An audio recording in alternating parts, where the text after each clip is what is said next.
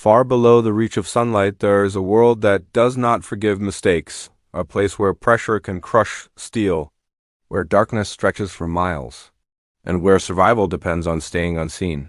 Something massive moves there. Longer than a bus, with eyes the size of dinner plates. And yet, it spends its entire life hiding, not because it is weak, not because it cannot fight, but because coming to the surface could mean instant death.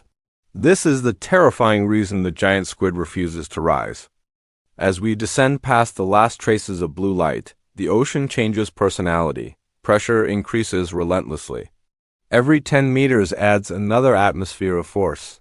At the depths, where giant squid live over 600 meters down, the pressure is strong enough to implode a submarine window.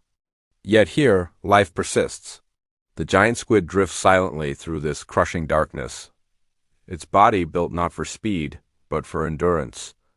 Its flesh is soft. Its movements are slow and deliberate. In this world, energy is precious. And that softness, strange as it seems, is an adaptation. Rigid bodies snap under pressure. Soft bodies bend, survive, and endure. But this adaptation comes with a terrifying limitation. A body designed for the deep is dangerously fragile near the surface. Scientists believe that if a giant squid were to rise too quickly, the sudden pressure change could rupture its tissues from the inside. The very water that protects it below becomes lethal above, which raises a larger question. If the surface is deadly, why evolve such enormous eyes? The giant squid has the largest eyes ever evolved, not to see beauty, not to admire color, but to detect shadows. In the deep ocean, light doesn't travel far. Bioluminescent flashes flicker briefly then vanish. Those massive eyes are tuned to spot disturbances, a shadow against darkness, a ripple where none should exist. This allows the squid to see something terrifying long before it arrives. The sperm whale, its greatest predator. Unlike the squid, the whale is built for travel. It dives from the surface into the abyss and back again, crossing worlds with ease. The squid cannot, and so it hides. Scientists have found scars, circular, sucker-shaped wounds on the skin of sperm whales. Evidence of battles fought in total darkness. But here's the mystery. Despite decades of study, no one has ever seen a giant squid hunt in the wild. We know how it dies. We know what hunts it, but how it truly lives remains hidden. The giant squid's arms are lined with hundreds of suckers. Each sucker is edged with sharp, rotating teeth. Not claws. Not fangs, circular blades.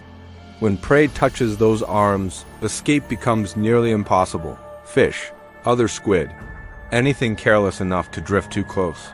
But this weapon reveals something unsettling. The giant squid is not an active hunter.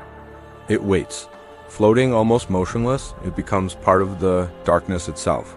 In the deep sea, movement attracts attention, and attention is dangerous. This passive hunting strategy suggests something else. The squid is avoiding more than just predators. Scientists still don't know how often giant squid eat, or how long they can go without food. Some believe their slow metabolism allows them to survive months between meals. In a world where encounters are rare, patience becomes a survival strategy. But patience alone doesn't explain their absence from the surface. For that, we need to go even deeper. Giant squid blood is blue, not because of magic, but because it uses copper instead of iron to carry oxygen.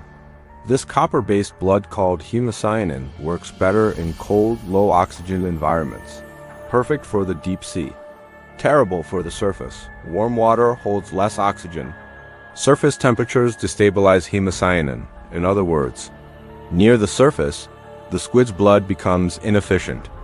Breathing becomes harder. Movement becomes exhausting. The giant squid would be slowly suffocating in water that looks calm and safe to us. What protects it below betrays it above. And this raises another disturbing thought. Perhaps the surface isn't just dangerous. Perhaps it's alien? The deep ocean is closer to outer space than it is to land. No sunlight. Extreme pressure. Sparse food. Near freezing temperatures. The giant squid evolved entirely within this alien environment. Its nervous system, muscles, blood, and senses are optimized for darkness. At the surface, everything changes at once. Light becomes overwhelming, predators are visible, energy demands skyrocket. It's not just uncomfortable, it's catastrophic.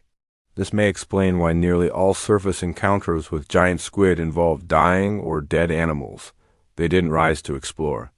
They were forced up by storms, injuries, or illness, and once there, they could not survive. Layer 6. The mystery that refuses to surface even now. The giant squid remains one of the least understood large animals on Earth. We don't know how long they live. We don't know how often they reproduce. We don't know where they lay their eggs. Every confirmed video of a living giant squid has come from the deep, never from the surface. What we've discovered only deepens the mystery. A creature massive enough to challenge whales, yet so specialized it cannot leave its world. And that is perhaps the most terrifying truth of all. The giant squid doesn't hide because it is afraid of us. It hides because the surface is not its world. It belongs to a realm still largely unmapped, a place where evolution took a path we barely understand. More than 80% of the ocean remains unexplored. Entire ecosystems exist beyond human reach. And somewhere in that darkness, giant squids still drift watching shadows, waiting, surviving in ways that feel impossible.